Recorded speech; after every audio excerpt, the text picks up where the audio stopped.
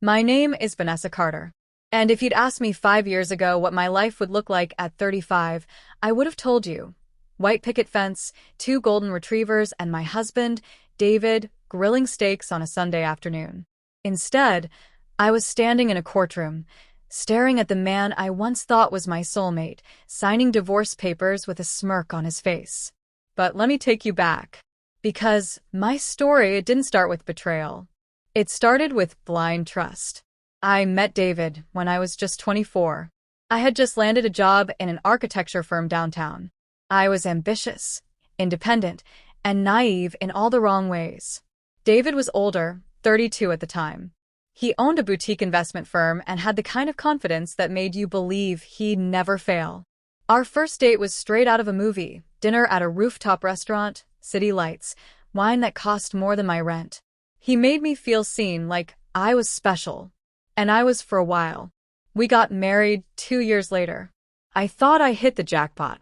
He bought us a 4-bedroom home in the suburbs, gifted me a car, and told me I didn't have to work if I didn't want to. And like a fool, I quit. I traded my career for baking classes, charity lunches, and Instagramming our perfect life. But what I didn't realize was that every time I gave up a piece of myself, he took a little more control. At first, it was subtle. He didn't like my old friends, said they were jealous. He hated when I wore red lipstick, called it too loud. He wanted dinner by 7 o'clock and silence when he came home stressed from work. I thought marriage was about compromise. So I compromised, until I barely recognized myself in the mirror anymore. Then came Melissa. She was 23, fresh out of college, hired as his assistant. I remember the first time I met her, thin, tall, always giggling. I didn't feel threatened. Why would I? I was his wife. The one who managed the house, kept his secrets, and stood by him even when the stock market crashed, and we nearly lost everything. But something changed. He started working late. He guarded his phone like it held state secrets. And then one night, I found a receipt. A hotel in the city. 2 guests. Champagne, strawberries, and a king suite. I didn't confront him right away. No. I needed proof. So I played dumb. I smiled. I kissed him goodnight. And every morning after he left for work, I started gathering evidence. Credit card bills. Text messages he forgot to delete. A second phone hidden in his gym bag. And the photos. Oh, the photos I wish I could unsee. Melissa. In my clothes. In our bed. It wasn't just betrayal. It was mockery. But I didn't scream. I didn't cry in front of him. I made a plan. Because if David thought he could cheat, lie, and walk away with half of everything, he clearly forgot who he married. I spent the next 6 months pretending. Pretending I didn't know. Pretending I still loved him. Pretending to be the perfect wife while I built a case behind his back, with a private investigator, with my lawyer, with every document he stupidly left behind. And then, on our anniversary, I served him the papers. He laughed. He thought I was bluffing. He said no judge would give me anything. I had no job, no income, and the house was in his name. But what he didn't know was that the firm he owned wasn't exactly clean. And thanks to my PI, I had everything: money laundering, off-the-book accounts, unreported earnings. Oh, and the apartment he secretly rented for Melissa? Yeah, that was listed under his business's name. What he also didn't know. I recorded our conversations. Every threat. Every insult. Every time he called me useless or worse. In the courtroom, I handed over every file, every photo, every recording. His lawyer paled. His face turned gray. And when the judge ruled in my favor, awarding me not just alimony, but ownership of his firm pending investigation, he lost more than his pride. He lost everything. But that was only the beginning. Because what I did next is what truly made him regret betraying me. The day I walked out of that courtroom, I didn't just feel victorious. I felt reborn. But like I said, that wasn't the end. That was just the beginning of my revenge. David thought I would take the settlement, disappear, and cry myself to sleep every night in a 2-bedroom apartment somewhere on the edge of town. Wrong. The firm that was once his pride and joy was now mine.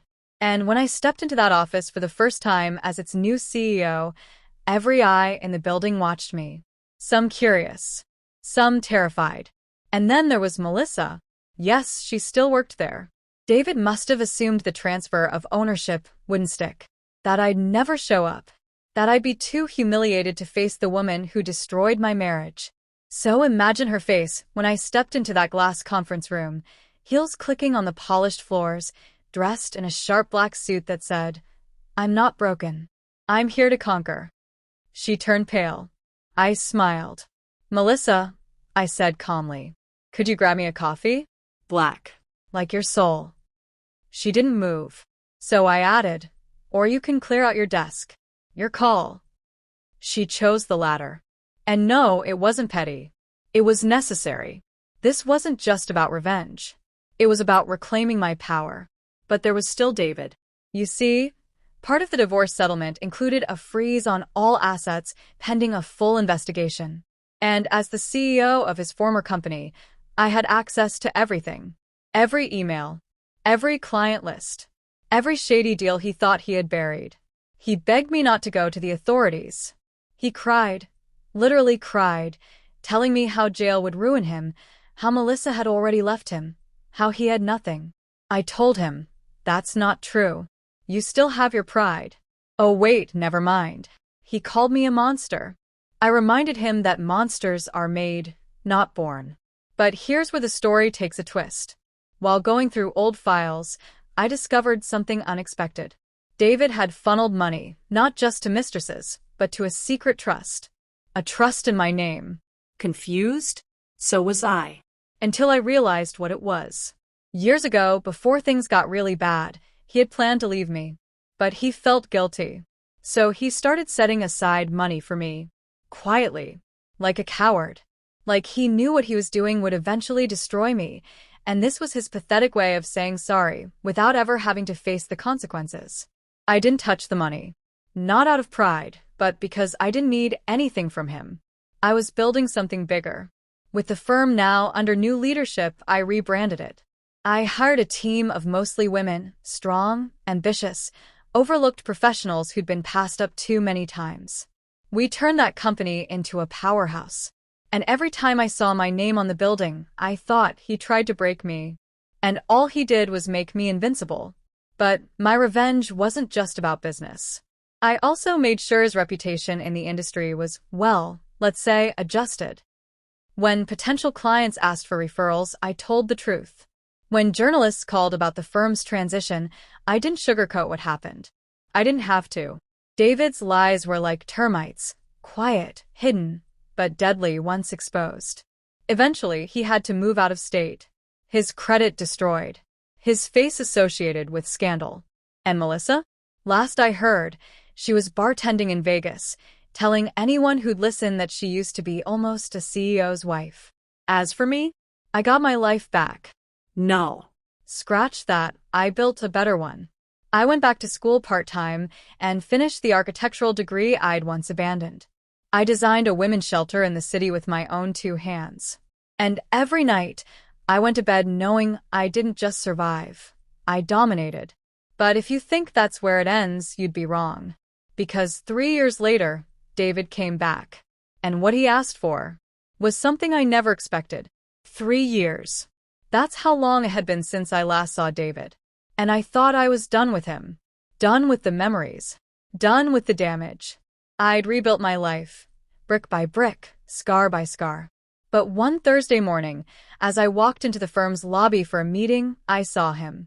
He was sitting on the sleek leather couch like a ghost from another lifetime, hair grayer, suit wrinkled, hands trembling as he clutched a manila envelope. For a moment, I froze. And then he stood up, looked at me with hollow eyes, and said something I never expected. "Vanessa, I need your help." I didn't say anything. I just stared at him. Because, let's be clear, this wasn't a man who ever asked for help. This was the man who once told me I was weak for needing support. The same man who humiliated me, cheated on me, and thought I'd crumble under his betrayal. Now? He looked like a man who had already crumbled, and was hoping I'd be kind enough to pick up the pieces. I motioned for him to follow me into a private conference room. No words. No sympathy. He sat across from me, avoiding eye contact. And then he opened the envelope. Inside were medical records. Dozens of them. Test results. Scans. One word jumped off the page before he could say it. Leukemia. Aggressive. Late stage. I took a deep breath, steadying the storm brewing inside me. He finally spoke. I don't have much time. I've burned every bridge. I have no one left. I crossed my arms. What do you want from me? He hesitated, then looked up, eyes glistening. I have a son. That caught me off guard. A son? I repeated. Since when? Since Melissa, he whispered. He's 2 now. She left him with me 6 months ago and disappeared. I've been raising him alone. I felt the wind knock out of me. This wasn't just an ex-husband begging for help. This was a father, desperate, dying, and completely unprepared. He has no one else, David continued. And I don't want him to end up in the system. I was hoping maybe you could take him, raise him. I laughed. I actually laughed. A sharp, bitter sound that bounced off the glass walls. You want me to raise your loved child? He flinched. You were the only real mother I ever knew. You were always kind, even when I didn't deserve it. I wanted to scream. I wanted to throw something. But more than anything, I wanted to walk away. And yet I asked, what's his name? Liam, he said softly. He has your eyes. I didn't respond. That night, I couldn't sleep. I kept thinking about that little boy, about what kind of life he'd have, about how unfair it was that he was the product of betrayal, but completely innocent. And I remembered something my mother once told me when my father left. Just because someone breaks you doesn't mean you pass the damage on. The next morning, I found myself at David's apartment. It was tiny, dark, and quiet. Liam was in a corner, building towers out of cereal boxes. He looked up at me, curious, with big green eyes. My green eyes. And, in that moment, something in me shifted. I didn't see Melissa. I didn't see David.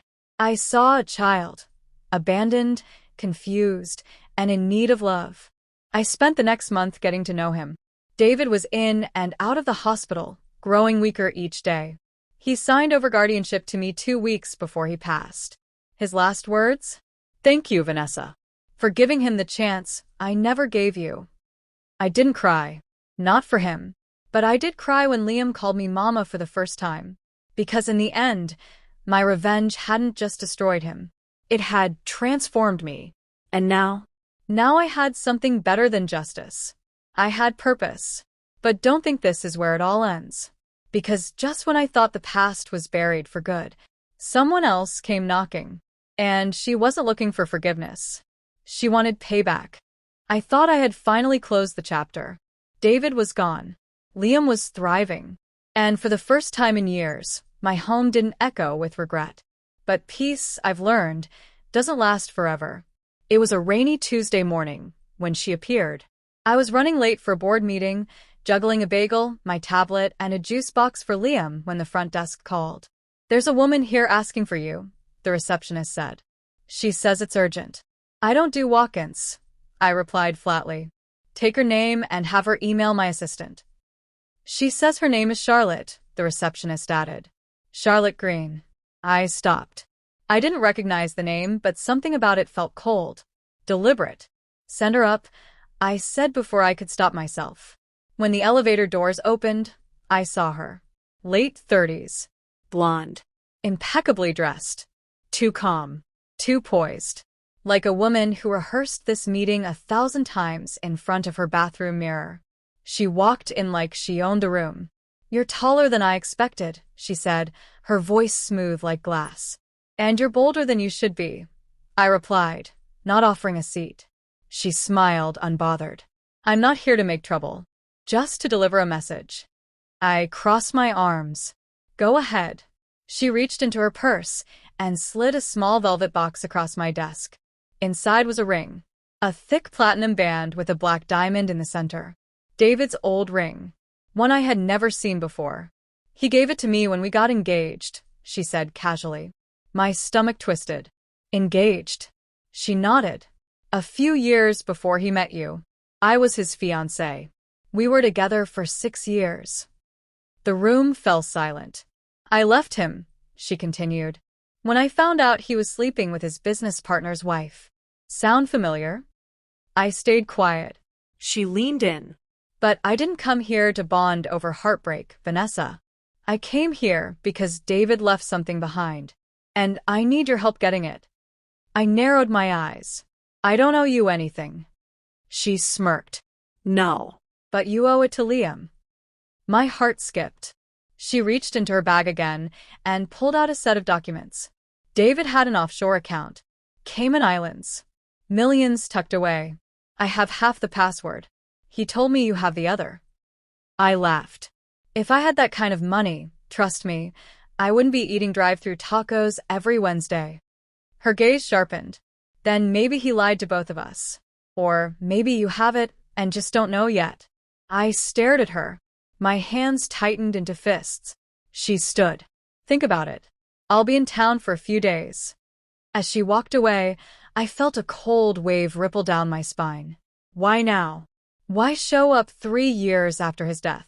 And what exactly had David been hiding from both of us?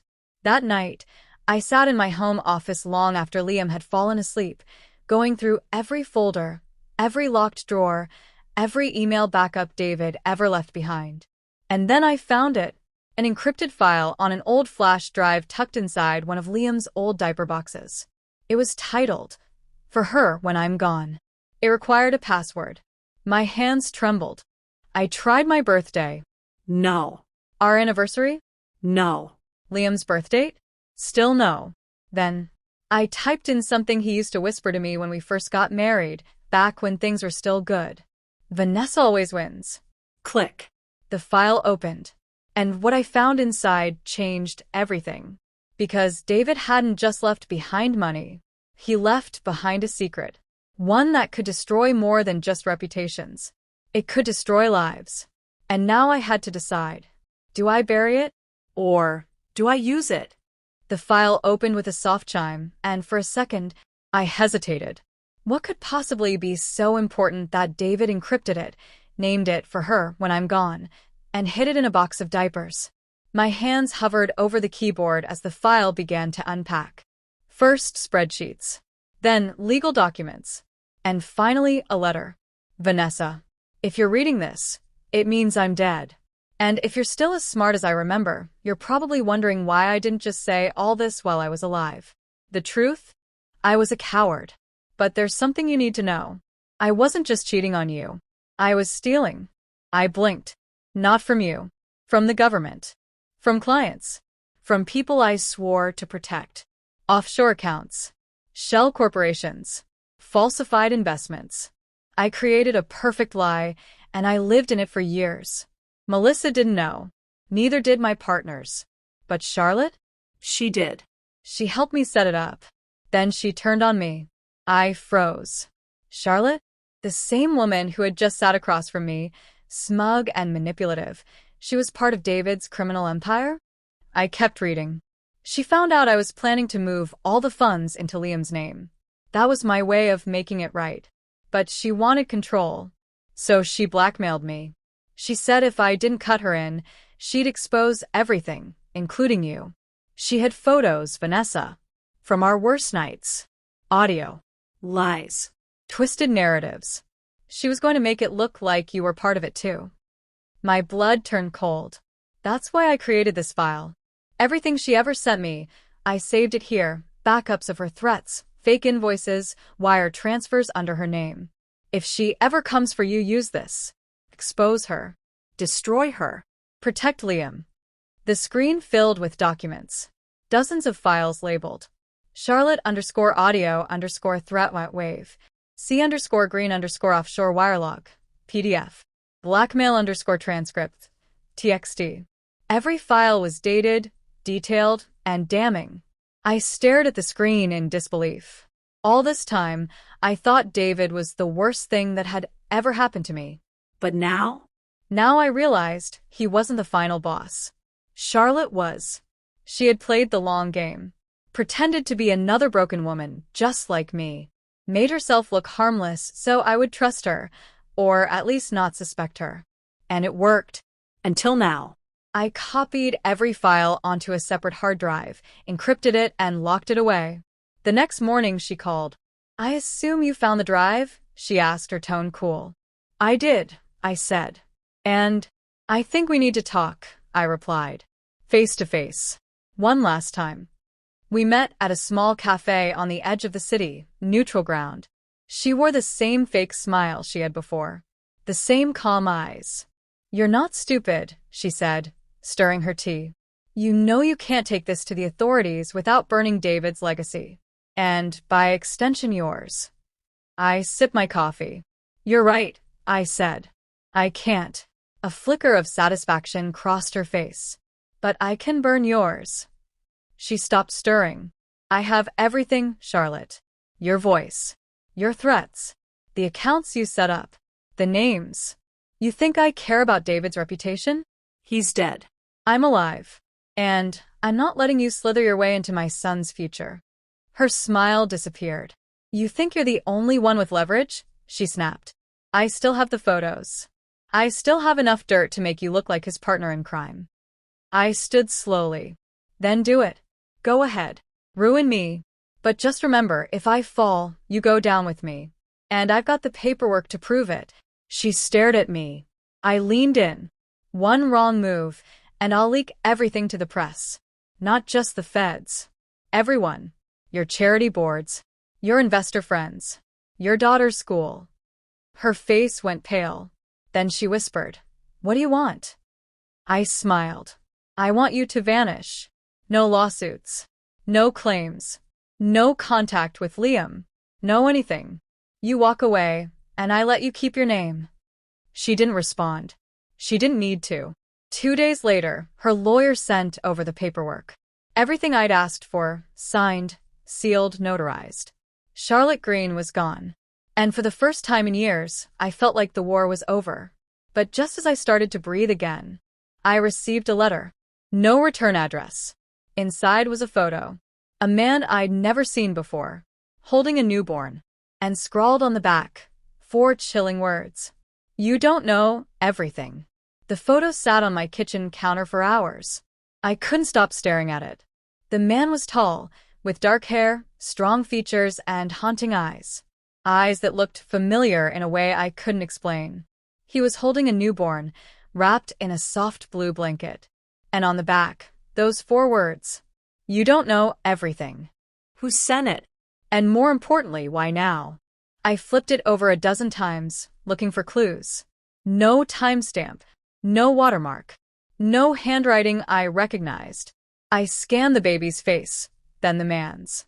Nothing. But something inside me, it stirred. Like a memory I couldn't reach. That night, after I put Liam to bed, I poured a glass of wine and pulled out an old box from my closet. One I hadn't opened since before the divorce. It was filled with photos, keepsakes, hospital bracelets, and buried deep at the bottom, David's journals. Yes, he kept journals. He thought I didn't know. But I did. I just never had the heart or the nerve to read them. Until now. The entries started off boring. Business notes, workout routines, random rants about taxes. But about halfway through, something shifted. April 14th. Met with JS again. He's getting too comfortable asking questions. Doesn't understand this is bigger than just offshore accounts. There are people watching. People who don't forget. May 3rd. Vanessa's asking more questions. If she ever finds out about what happened before we met, God help me. June 9th. They said it's handled. But I don't believe them. JS disappeared. No trace. Vanessa can never know. Not about him. Not about the child. I froze. The child? I flipped through more pages. One torn corner. Half an entry. He had her eyes. That's what terrified me. What if someday she... And it ended there. My hands were trembling. There was a child, and David thought he had my eyes? Was he talking about Liam? No. Liam was 2. These entries were older. Dated at least 5 years before Liam was even born. I needed answers. And I knew exactly who might have them. The next morning I drove out of town. 2 hours north to a quiet, gated community where one of David's oldest business partners lived, a man named Simon Weller. He hadn't spoken to me since the divorce. Probably assumed I'd sold him out with the rest of them. But when I showed up on his doorstep with the photo, his entire body went rigid. "Where did you get that?" he asked. "It came in the mail," I replied. "No return address." He didn't blink, didn't breathe. Then he said something that sent ice through my veins. "That's Jonathan, David's twin brother." I stared at him. Twin brother? David never had a brother. Simon looked down, voice heavy. They were separated at birth. David's family gave Jonathan up. No one knew, not even David, until they reconnected years later. He kept it secret from everyone. I couldn't speak. "And the baby?" I asked. Simon looked at me, pain flickering behind his eyes. "That baby is yours." My knees nearly buckled. "What are you talking about?" He sighed. "You had a miscarriage, right? Years ago?" Yes. David told me it wasn't viable, that he handled everything with the doctors. Simon shook his head slowly. "He lied." My mouth went dry. "What do you mean he lied?" Simon handed me a folder. Old medical forms. A birth certificate. All forged.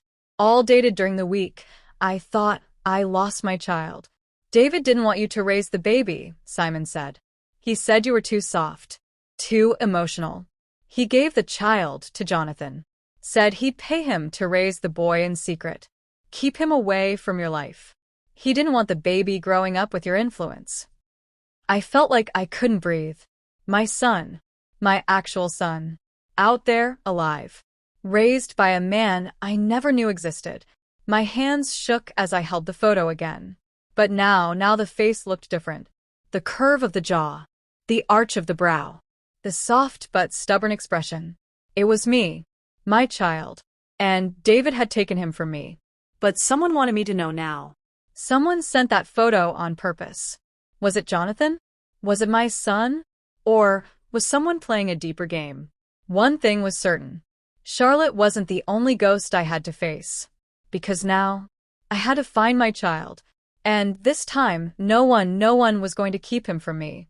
I didn't sleep that night. How could I? I kept staring at the birth certificate in my hands, my name forged, the hospital falsified, and yet everything about it felt real. My gut told me this wasn't a hoax. This wasn't some sick prank. David had taken our son and given him away to Jonathan, his secret twin, a man I'd never met, a man I never even knew existed.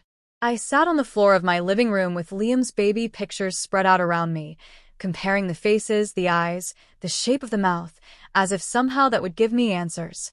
But all I had was that photo, that man, that child, and 4 words: "You don't know everything." I decided then I was going to find him. Not for closure. Not even for revenge. But because no mother should be kept from her child. The next morning, I contacted a private investigator, Carla Mitchell. She was sharp, discreet, and had worked with me once before during the divorce. When she picked up the phone, I didn't bother with small talk. "I need to find someone," I said. "His name is Jonathan Carter. He's David's twin brother." She didn't even hesitate. "Send me everything you have." I emailed her the photo, the forged documents, and the journal entries. An hour later, she called back. I ran facial recognition. Jonathan Carter has almost no digital footprint, no social media, no public records. But that photo? It was taken in Northern Oregon. I tracked the background, an apartment complex in a small town called Silver Bend. Silver Bend. I'd never heard of it. But within 24 hours, I was there. No driver. No security. No legal team. Just me and the quiet hum of fear and determination. The apartment complex was modest. 2 floors. Peeling paint. A rusted jungle gym in the courtyard. My heart pounded as I approached the door from the photo. 3B. I knocked. No answer. I knocked again, this time harder. Still nothing. I was about to turn away when I heard the door creak open behind me. And there he was. Jonathan. It was like seeing David, but not. His face was thinner. His eyes sharper. There was no warmth in them. Just caution, recognition, and maybe guilt. "You found me," he said quietly. "I need to see him," I replied. The boy. "My son." He didn't flinch. "His name is Noah," Jonathan said. "And he doesn't know who you are." I felt the air leave my lungs. "How old is he now?" "7," he said. "Smart. Stubborn. Kind." I swallowed. "He has my eyes." Jonathan nodded. "And David's temper." He opened the door wider. I stepped inside. The apartment was clean, minimalist, like someone who didn't want to leave traces. A few drawings on the fridge, toy cars scattered across the rug, and in the corner a small bedroom door slightly ajar. "Does he think you're his father?" I asked. Jonathan paused. No. "He knows I'm his uncle." I never lied about that. I turned to him. "But you let him believe I was dead?" He looked away. "David made me promise. Said it was for your own good." My voice cracked. "You don't get to decide that." Just then, a soft voice called from the hallway. "Uncle John? Who's here?" I froze. And then I saw him. Noah. He was taller than I imagined. Hair the same chestnut brown as mine. My eyes, curious and wide. He stared at me, unsure, then glanced up at Jonathan. "It's okay," Jonathan said gently. "This is someone very special." Noah walked up to me slowly. Are you my mom?" I couldn't hold it in. Tears rolled down my cheeks as I knelt before him. "Yes," I whispered. "Yes, baby. I'm your mom." He didn't say anything at first, just stared. And then he threw his arms around me, and I shattered. 7 years of grief, of confusion, of betrayal, all undone in a single embrace. We stayed like that for a long time, and in that moment, I didn't care about David. I didn't care about Charlotte. I didn't care about secrets or files or revenge. All I cared about was Noah, my son, my real beginning. But peace is a fragile thing. And just when I thought I'd finally found mine, Jonathan handed me something else. A letter. "David wrote this before he died," he said. "He made me promise to give it to you if you ever found us." I opened the envelope, and with each word I realized David's lies weren't over. There was one more secret, one that could ruin everything. I unfolded the letter with trembling fingers. David's handwriting was familiar, slanted, sharp, impatient, just like him. But this time it felt different, like a man writing not to save himself, but to finally confess. "Vanessa, if you're reading this, you've found Noah. I want to say I'm sorry, but I know that word is hollow now. I didn't take him from you because I hated you. I took him because I was afraid you'd raise him to be better than me. And deep down, I didn't think I deserved to have that kind of son." I closed my eyes, jaw clenched. "The day I signed those adoption papers behind your back, I looked at your face while you slept.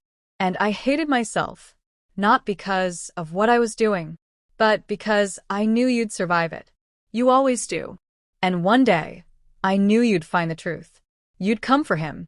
You'd win." I let the tears come, not for him, But for all the years I missed. the milestones, the birthdays, the first words. Jonathan didn't want to do it. He begged me not to, but I gave him no choice. I made him believe it was the only way to protect you. From the business. From the enemies I made. From the storm I knew was coming. The storm. I read on. "There's one last thing you need to know. Noah isn't just your son. He's their target now. The people I worked with, they don't forget. They don't forgive. When I died, they went silent.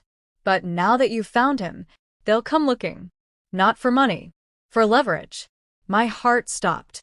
Inside the flash drive, there's one last file. A list of names. People I did business with. If anything ever happens, that list is your shield. I folded the letter slowly, looked up at Jonathan. "He knew this would happen," I whispered. Jonathan nodded. "They've already started asking questions." I felt the weight of it all settle on my shoulders. 7 years of lies, secrets, cover-ups. And now the final truth. My son was in danger. I had a choice to make. Run.